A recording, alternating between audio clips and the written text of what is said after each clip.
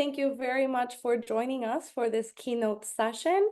It will be conducted in English, so to listen to it in Spanish, please be sure to press the interpretation button at the bottom of your screen. Esta sesión es en inglés. Para escucharla en español, por favor oprima el botón de The interpretación en session la is parte in English. To inferior de su hear it pantalla. in Va a poder English, apachar el botón de in interpretación y Spanish, luego puede please apachar check donde dice the español o interpretation button Spanish at the y bottom ahí of va a your lograr screen. escuchar la charla en español. Así que con eso, muchísimas gracias. And So thank you thank you so everyone much. for being here. With that, we are ready to go. I have the immense pleasure and honor to welcome our keynote speaker for our day one of the PanAm Aquatics convention, which has been an incredible success. So thank you to all of you for tuning in and for sharing, this incredible opportunity for learning and growth together as we discuss all of these topics. So I would like to introduce Shana Ferguson, who is the interim CEO of USA Swimming and the USA Swimming Foundation. A former collegiate swimmer at the US Naval Academy, she joined USA Swimming in 2019, bringing over a decade of experience from Under Armour in marketing and corporate social responsibility. Previously, she served as Vice President of Integrated Marketing and Communications at Icahn Automotive Group. A proud veteran of the U.S. Marine Corps, Shana is dedicated to volunteering with veteran service organizations and training for triathlons with her husband, Matt. So we are absolutely honored to hear from such a prominent figure in aquatics and really get the full experience into what it's like to create greatness at USA Swimming. So thank you so much for sharing your knowledge and experiences with us today. We are extremely honored to have you as our keynote speaker, and we can't wait to hear your presentation and then embark on an incredible discussion together. So with that, Shana, the screen is all yours. Well, thank you so much, Valerie. What a lovely introduction. I hope I can live up to that. Thank you, Valerie and Maureen and the rest of the crew at PanAm Aquatics. What an unbelievable a virtual convention you have certainly organized here, and I appreciate and am honored to have a few minutes of everyone's time here. I thought what I might talk about today is an event we created here in the United States in 2024 in our Olympic trials. I want to talk about it today because it was big and it was massive and it was transformative, but I also want to talk about it today because I think when we turn the corner on 2024, maybe nobody's going to want to talk about it again. So how's that? I'm going to go ahead and share screen with a few slides to guide me through the presentation because I've got some visuals I think you might be interested in. Right. I am going to open with a bit of a hype video. We tested this earlier and the sound didn't work. So what I'd like you all to pretend is that there's some really good fired up music in the background. We'll also send this video as a link later so you can listen to it with the music as well. But I'm sorry you can't hear this. But this will just give you a little bit of a look into the sights and sounds of the 2024 Olympic trials.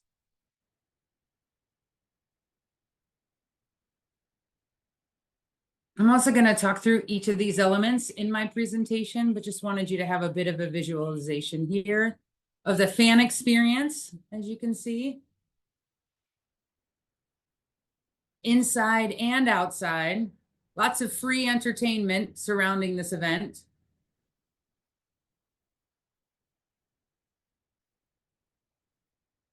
But most importantly, what happened inside that stadium.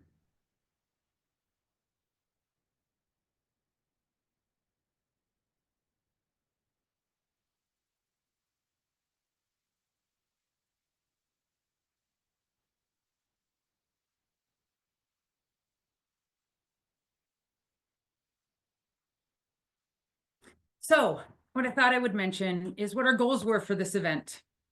We're going to go through kind of each of our goals in priority order. And it was critically important for us to establish our goals at the outset. Naturally, for any event you're going to invest this much in and for which the stakes are so high, you've got to have some well-established goals and some benchmarks to measure our performance against. So first and first and foremost, we needed to conduct a technically flawless swim meet and name an Olympic team. If this is all we did, it would have been a success. I want to be very clear there. That this was the most important thing. And this is what drove so much of our work and so much of the conversation around the Olympic trials. Next, we wanted to provide the highest level of services to athletes, coaches, and officials, recognizing that these three stakeholder groups were really the key and the nucleus, certainly, to this event. So we needed to take care of these three stakeholder groups. Next, we wanted to deliver a world-class experience to fans. As you all know, because you all work in the world of aquatics, here in the United States, certainly fandom isn't always rabid around aquatic sports. And so we know that we have particular moments in time to capture the fans' attention. And certainly the Olympic trials every 4 years, our biggest domestic meet every quad, is our chance to deliver this experience to fans and to bring more into the swimming ecosphere.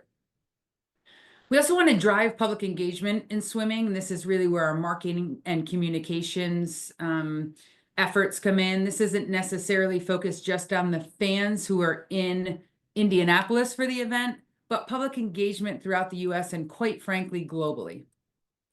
And finally, we wanted to achieve financial results. We wouldn't be good stewards of the organization or of the event if indeed we weren't focused on delivering on our financial results. So these were our big 5 goals, but I cannot overemphasize how important that number 1 goal was, that this was our North Star for every decision we made. This meet had to be technically flawless, and quite frankly, we had to name an Olympic team. As many of you know, in the United States, your only way to qualify for the Olympic team is to do so at the Olympic trials. There's no provisional assignment to the Olympic team here in the United States in swimming. So the stakes are quite high indeed. So how did we do this? Well, the meet was technically flawless. We set a couple of world records. Our athletes set a couple of world records, a few American records, and my goodness, we named 47 athletes to the pool team in Indianapolis. We also needed the experience for athletes, coaches, and officials to be world-class, top-notch. We needed all 3 of those stakeholder groups to be at their most comfortable and performing at their most optimum levels. So how did we do this? I'll tell you what, we set some pretty high standards for our trials cuts. Our cut times were faster than they've ever been before. And as a result, we had about 2/3 the number of athletes that we have had traditionally at an Olympic trials. So a smaller meet, therefore, means there's a little bit more room in the warm-up pool. There's a little bit more room in the athlete lounge. There's a little bit more access to athlete services. And certainly as an organization, we had to balance the needs of the athletes and the coaches and the officials, certainly with some of our commercial needs, right? The more athletes we allow to the event, the more tickets we're going to sell, and certainly the more young athletes who will have the opportunity to swim at trials. But we had to, again, remember our number 1 goal, which was to conduct a technically flawless meet, to keep it safe, and to name a team. So by setting really tough trials cut standards, we limited the number of athletes in the meet. We also had more expansive amenities for all. So fewer athletes and naturally fewer coaches, and yet more space for amenities and more amenities offered. So our athlete and coach seating inside this stadium was 3 times the size of the athlete and coach seating in our previous few trials. So again, this is fun. This is funny math, isn't it? Fewer athletes and coaches, but much bigger seating space just makes for a better experience for all. We had a bigger athlete lounge than we ever have. We had massage therapists for all athletes, not just for those who travel with massage therapists. We had a big coaches lounge that include wellness and fitness equipment, and we had an officials lounge, certainly. So there was a place for those 70 plus officials to be able to go and relax and rejuvenate and refuel. One thing that I didn't mention, and I'm shame on me for doing so, is that this was the first time that that anyone, quite frankly, has conducted a swim meet in a stadium of this size. We did that for a few reasons, and we'll talk about fan experience in a moment. But one of the reasons we did this truly does come back to the participant experience. We wanted there to be more space. We wanted the athletes to have a little bit more breathing room. We wanted the warm-up pool to be larger than it has been in the past. We achieved that. The warm-up pool was the largest temporary pool ever created in history. It was 10 lanes, 50 meters, attached to 7 lanes, 25 meters. So just a massive, massive pool, if you will. Being in a American NFL football stadium gave us the space to have that bigger warm-up pool and certainly more space for stretching and moving around and amenities and the like. Here are a few views inside that stadium. What we did, an American football stadium, and this one in particular, seats about 68,000 people. We never, necessarily planned to bring 68,000 fans into the arena at once. We drop a curtain at about midfield of the stadium and put the warm-up pool on the other side of the curtain and the competition pool on this side of the curtain, as you can see here. What we also introduced this year, if you see over to the right of the screen, is this digital screen. The screen itself was 50 feet tall, and it was about 15 feet off the ground. This digital board, for which we created walkout videos for every athlete who swam at night. So every semifinal and final athlete had their own full body walkout video so they could show a little bit of their personality and a little bit of their hype. Hopefully, if for those of you who were there, you saw it. And for those of you who saw it on or watched on TV, I hope you got to see a little bit of this in the coverage on television. This was also the most photographed spot of the U.S. Olympic trials. This was a spot where all kinds of visitors certainly wanted to come in and get their picture taken underneath this, what we call the blocks walk. There you go. There you see one of the images to the left of an athlete coming out under that blocks walk to head to his race for that evening. What you're seeing on the right is that athlete and coach seating.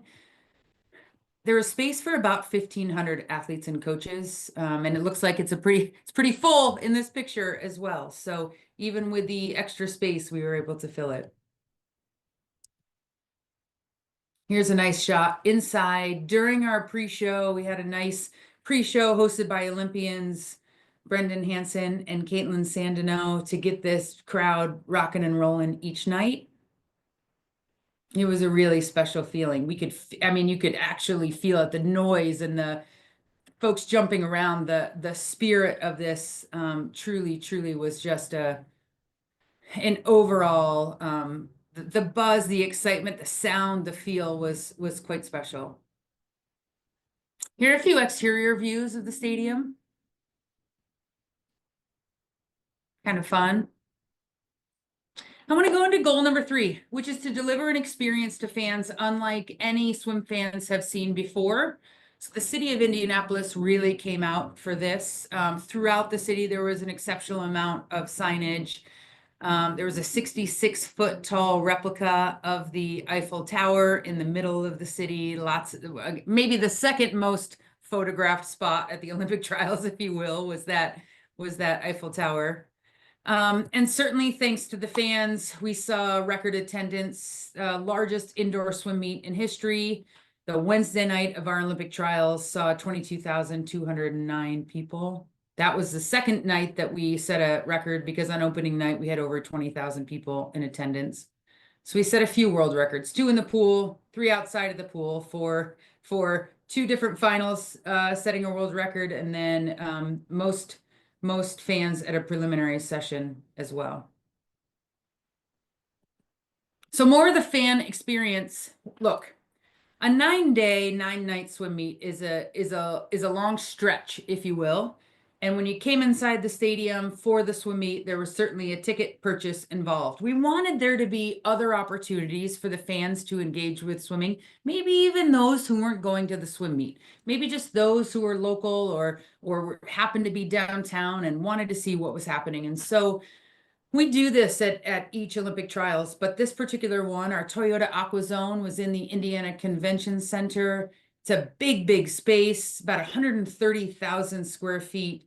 And it is all just consumer activation, activities, giveaways, retail, really just you've all been to a fan fest of sorts, but this is ours, if you will, with really great engagement. As a matter of fact, on the first day, our plan was to open a little bit later on the first day than on the other days, just because we needed a little bit more time to set up. And we had published a later start date, but it didn't matter. The fans had lined up. They were lined up outside the door, and the line was so big and, quite frankly, a little bit rowdy. So we just had to open the doors before we were even ready. But to have that kind of fan engagement and that kind of fan excitement, I'm never going to complain about. We also had USA Swimming Live presented by Purdue University. This was the outdoor engagement. So there you see the 66-foot tall Eiffel Tower. You see a stage over to the left. We had live bands every day in between prelims. This was the destination between prelims and finals. I should mention that. Same as Toyota Aqua Zone. Really a lot of fun things for folks to do. We kind of consider this our tailgate experience, if you will. Which I know is a very American experience, if you will, but that a very American habit, I suppose, to tailgate between games and in front of games. But this was just our outdoor party for those to come in and enjoy. Then we also had, inside the stadium, we had what we called USA Swimming House, which was presented by One America Financial. This was a VIP experience. This was by invite only. This was how we showed our donors, our sponsors, and our Olympic and national team alumni a little bit more heightened hospitality. We don't always think about hospitality at a swim meet. And again, I cannot express this. Our number one goal was a technically flawless meet and naming an Olympic team, but also we wanted everybody to have this great experience, and we wanted to bring alumni back to the family. And so we got to host this really neat, quite frankly, every day a party before finals, before semis and finals. So goal number 4 I mentioned was driving public engagement, not just, again, to those who came to the swim meet, but those, throughout the rest of the United States and certainly the rest of the world.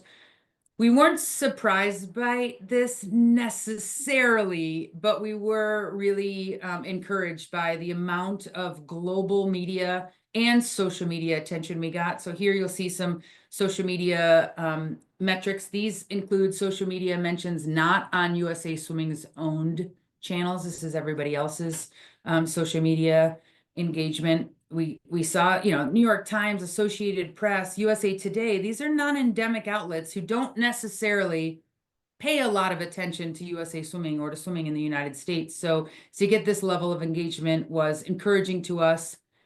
Quite frankly, our athletes deserve it. This is what I'm bullish about. we wanted them to feel how big and exciting this event was. They deserve to have a little bit of Hollywood in their Olympic trials meet. We wanted them to feel like other professional athletes feel. They deserved this big of a swim meet, certainly, and they deserved this big of media attention. Here's more traditional media, some of our editorial mentions and reach. I mean, these numbers are massive, massive, massive for us as a sport, in the United States, certainly. Where swimming is not a top 10 sport. It just isn't here in the United States. So we're constantly, fighting for a little bit of attention in non-endemic media and fighting for, the mentions and the attention that these athletes so deserve. Here's just a little bit of the highlights of the coverage we saw. Again, very encouraging. Now, we also recognize that the novelty of putting swimming pools in a football stadium was part of the reason for the attention, but certainly part of the reason for the attention leading into the meet.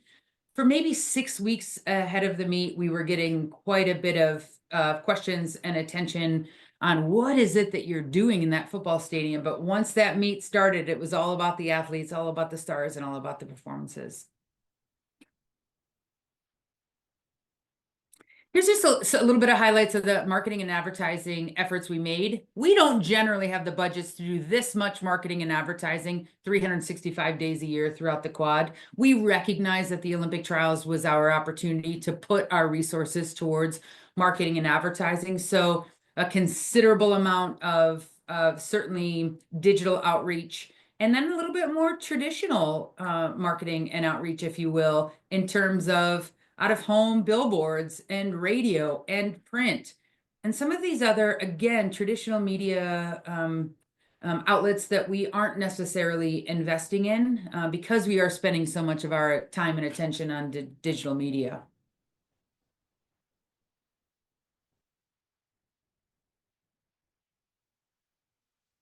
Here's just some visuals so you can see, look, we had a lot of tickets to sell for this event. I want to make very clear. One of the reasons we moved into a football stadium is because we had grown out of the hockey arena we were previously in. We were selling tickets very quickly, selling out that arena very, very quickly. So we needed to grow this event into a bigger arena, and the next biggest stadium, quite frankly, is a football, say American football stadium, if you will. But to go from an arena where we could sell about 9,000 to 10,000 seats to a stadium where we could actually sell about 30,000 seats is a big jump. This was a big bet for us. And so we did have to invest quite a bit in ticket promotions, certainly a little bit of fun promotions and giveaways and in order to get folks to, in order to get folks to buy tickets who might not ordinarily buy tickets. We were expressing to them how easy it is to get to Indianapolis. We were having some fun contests. Look, we have live bands. Come see these live bands in between prelims and finals. There was more of that type of promotion this time, just simply because we had 3 times as many tickets to sell. We had some fun with social, certainly during the competition. And we relied on celebrities and influencers. So you can see here, the top picture, this is Pat McAfee, who is a famous sports broadcaster in the United States. He lives in Indianapolis. And so, you know, we got some great mentions on his show and on his podcast, which ordinarily he's not going to be necessarily speaking about swimming. Caitlin Clark and the Indiana Fever, we brought over pre-show on a night we were celebrating women in sports. And my goodness, was the arena rocking on that night. And that was pretty special. And then, of course, Michael Phelps, our own homegrown celebrity influencer, if you will. You see this record-breaking attendance. This was the 20,689 folks on the first night. A little bit more pre-promotion. Look, when you got a lot of tickets to sell, sometimes you have to give some things away, people. This is marketing 101. So you'll see we had a goggle giveaway on one night to promote our Goggles On marketing campaign. Thanks to one of our partners in Tier. And just some other, here's just some other pre-promotion to entice people to come on down to Indianapolis. Over here on the left, I mentioned Brendan and Caitlin were our hosts for the pre-show. We had a Brendan and Caitlin section. We were encouraging people to say whether they were Team Brendan or Team Caitlin.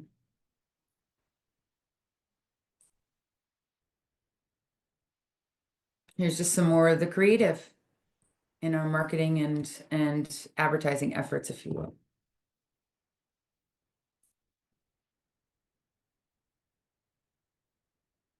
Each night, well, not each night. Some nights had special theme nights. On Father's Day, we celebrated families. We celebrated the mission of our foundation on a few different nights. We celebrated, like I said, women in sports. We celebrated our 1984, 1984, I'm going to get this wrong all of a sudden, 1984 and 2004 Olympic teams heading into the 2024 trials as well, and that was fun.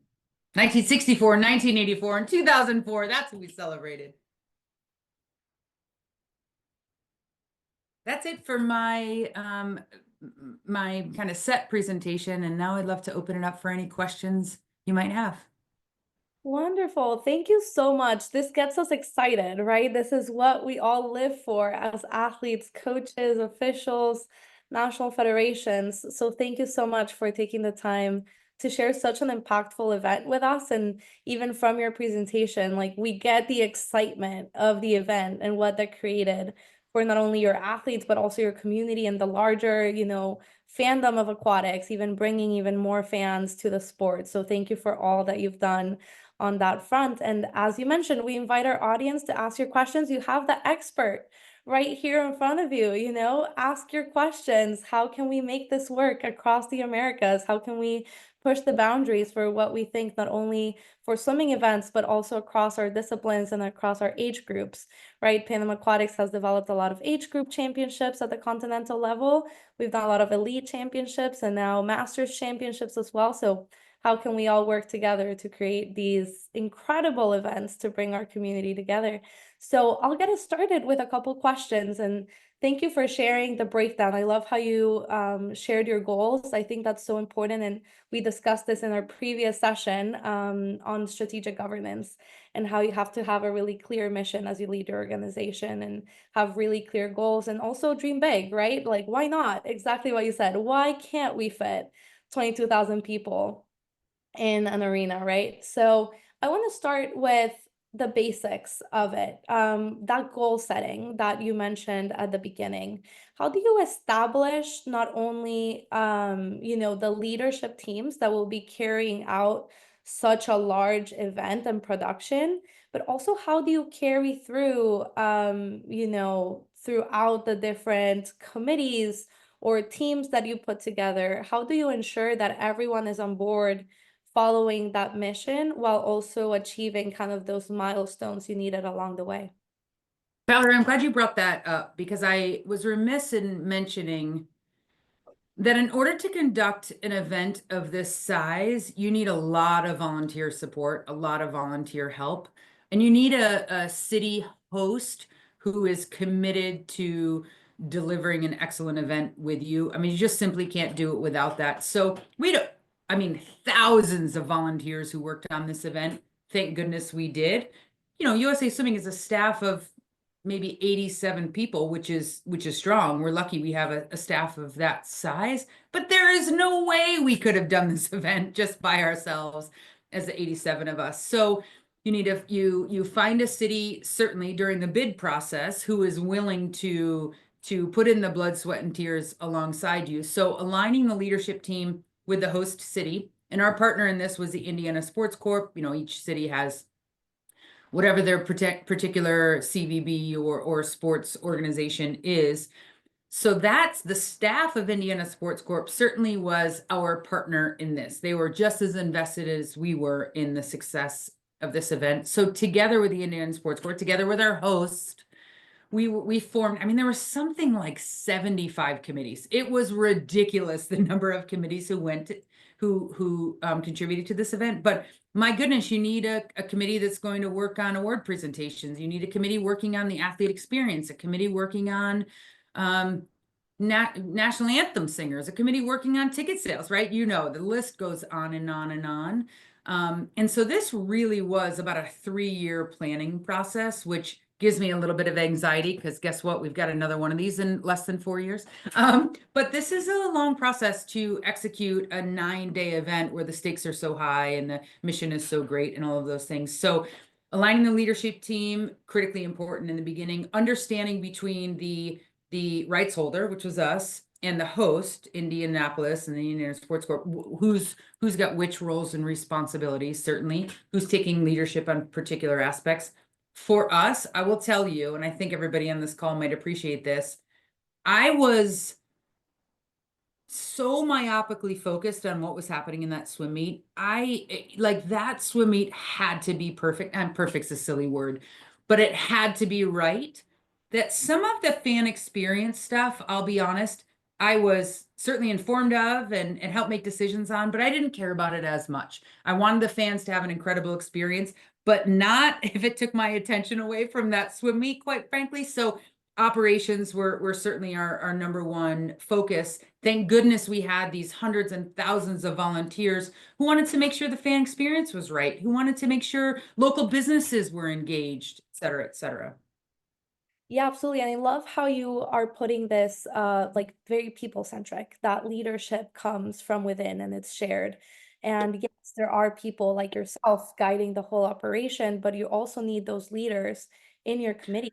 So I mean, Valerie, I just want to say too, not just for the Olympic trials, but the entire operation of our sport. And I will only speak about USA Swimming. I will not speak to anybody else's. But if it weren't for volunteers, I do not know how we would get it done.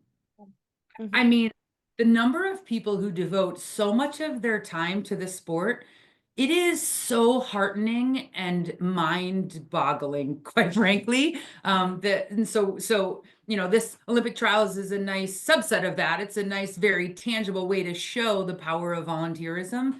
But 365 days a year for all 4 years of the quad, we have thousands of volunteers who have raised their hand and said, swimming in the United States is important to me, and I want to give back. And thank goodness for that.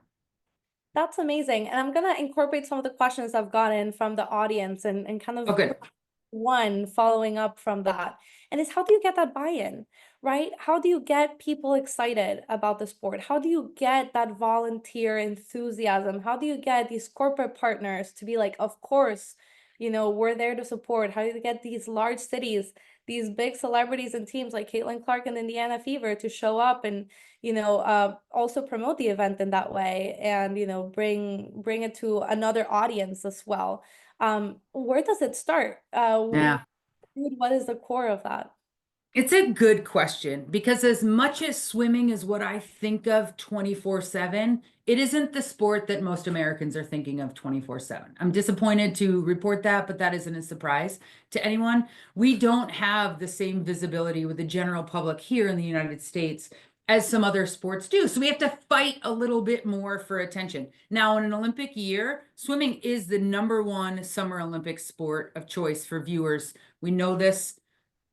We love it. We are excited by it. But that also means, Valerie, that I've got this moment in time to capture the attention of the American fan and the global fan and hope that they stay with us. And become fans of our come back and watch us at our national championships or at our tier pro swim meets or at a world championships like follow what Gretchen Walsh and Reagan Smith and Kate Douglas and Dan are all doing all year long. That is our responsibility as USA Swimming and certainly the marketing team at USA Swimming to continue to feed that type of content and that type of interest so that people who come in to be fans during an Olympic year will stay. Absolutely. And something I love about the mission and the approach that you guys have is this athlete-centered approach. And you mentioned it across all the dimensions and all the levels of planning and execution for this event. And it's this really strong messaging that athletes deserve it, right? They do. That's why we do what we do, right? To serve our athletes and to create these experiences for them and all the hard work they put in. So, my question to you is how do you instill this vision within your teams? And that's through your governance practices on the board and, throughout your various, state committees and state organizations as well. How do you push this message into every initiative is truly athlete centric? Well, Valerie, I might be a little bit of a Pollyanna or an optimist here, but my feeling is I don't have to push that too hard. People know. People who are volunteering for the sport at the volunteer level, be it officials or committee members or parents, they're there because the athletes they serve are their top priority. And then you talk about coaches. If you're going to be a coach, a full-time coach or a part-time coach, if you're going to devote your vocation to coaching, you are putting athletes first. You are foregoing potentially other much more lucrative careers because you have an athlete first mentality. So the good news is I don't have to get in people's inboxes. I don't have to stand up on a stage and continue to push this athlete first messaging too much because quite frankly, I believe it's already within the hearts and minds of those who serve swimming in America. But we do also say it a lot. We do also say it a lot because we also want the athletes to feel it. And we also have an incredible responsibility, not just to promote our athletes and to give them extraordinary competitive opportunities, but we have a massive responsibility to keep them safe, period, end of story. Yeah, absolutely. And this is something that we're really pushing through this convention. Not only how do we best support our athletes to good governance practices, education and development, like coach development as well, but also safe sport programs, which you guys have done an Yeah, incredible job of. And we'll have Elizabeth Hand with us tomorrow. So we're really excited about that you're going to conversation. enjoy that. She is the best in the world at this, for sure. Look, we have this massive responsibility to these young athletes, quite frankly, to all of our athletes, but especially to the young athletes who are more vulnerable than the adult athletes.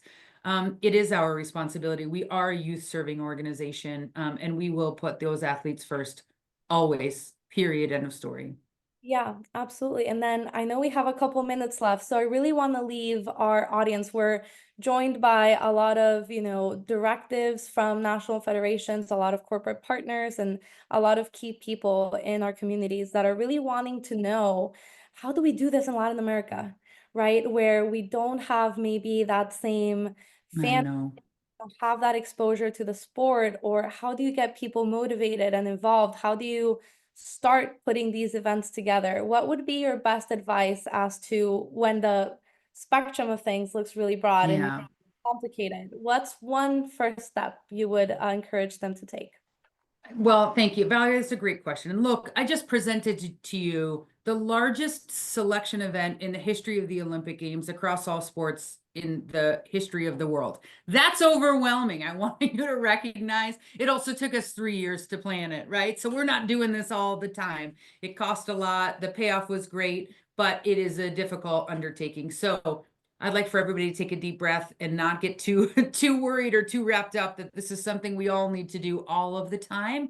But I hope that we showed here in the US that it is possible, that it is a chance, for us to give athletes this type of stage and coaches too, quite frankly, this type of stage. But my goodness, let's not try to do that all of the time. It's just like, how can you think about innovating in even the slightest way? Innovation in thought, innovation in technology, innovation in events, innovation in people and human resources. If you just take the smallest step forward in the whatever particular event you're having. I mean, because remember too, we're also having swim meets, 7,000 swim meets a year here in the US that don't have any Hollywood necessarily attached to it. So if we just continue to focus on delivering the best competitive experiences for our athletes, particularly in our sport, I don't want to speak for the other sports, but then I think the rest will follow. And it doesn't necessarily have to be 22,000 people in the arena in order for it to be an exceptional experience for your athletes and coaches. Wonderful. So with that, I want to thank you for your incredibly enriching presentation and conversation. I know it'll be of benefit for everyone in our aquatic community across the continent. So thank you so much for your insights, and we're looking forward Welcome. everyone right now in our networking session. This is your opportunity to connect with our 61 experts who are presenting this weekend and really ask questions, connect with other members of the community. I left the link in the chat for all of you. So we'll leave the Zoom room open a little bit so you guys get the chance to copy it and head on over to the networking session. But Shana, it was an absolute honor and pleasure chatting with you. So thank you so much for your time. Thank you, Valerie, and thank you, Maureen and team. Thank Bye-bye. you. Take care.